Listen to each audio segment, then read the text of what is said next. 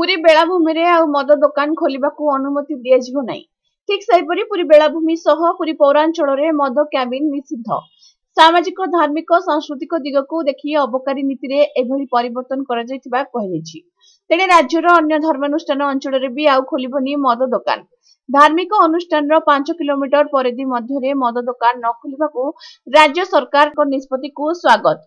तीर्थक्षेत्र सुरक्षा मिलित मंच पक्षर गत 11 तारिख में सिंहद्वार निकट में राज्य सरकार द्वारा पवित्र बेलाभूमि में मद कुड़िया निर्माण निष्पत्ति विरुद्ध में पवित्र पुरीर ऐतिह्य महाप्रभु श्री जगन्नाथ संस्कृति सुरक्षा पवित्र महददी सुरक्षा और अपसंस्कृति विरुद्ध में 50 रु ऊर्ध्व संगठन राज्य सरकार पवित्र महददी में प्रस्तावित मद कुड़िया योजना निष्पत्ति प्रत्याहार परिप्रेक्षी में महाप्रभु श्री जगन्नाथ निकट में मिलित मंच पक्षर विरोध प्रदर्शन कर मुख्यमंत्री उद्देश्य जिलापाल जरिया दाबीपत्र दि जाइथिला।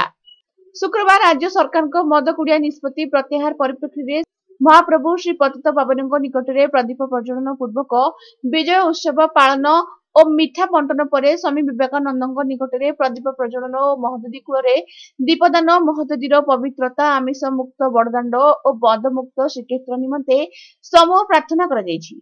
मिलित मंचर आवाहक स्वाधीन कुमार पंडा नेतृत्व में स्तंभकार हरिशंकर मिश्र कुमार उत्सव समिति सभापति राजेश मिश्र श्रीक्षेत्र पुस्तक मेला कमिटी संपादक चक्रधर महापात्र उत्कल विद्युत परिषदर आवाहक मनोज रथ श्री जगन्नाथ भक्त परिषद आवाहक सूर्य नारायण रथ शिशु समाचार संपादक सुकांत पंडा स्वच्छासेवी समीर सामंतराय त्रिलोचन दास जिला किन्नर संघर कर्मकर्ता पूर्वतन वायुसेना अधिकारी पवित्र मोहन दलई शुभेन्दु महापात्र प्रमुख उपस्थित थिले।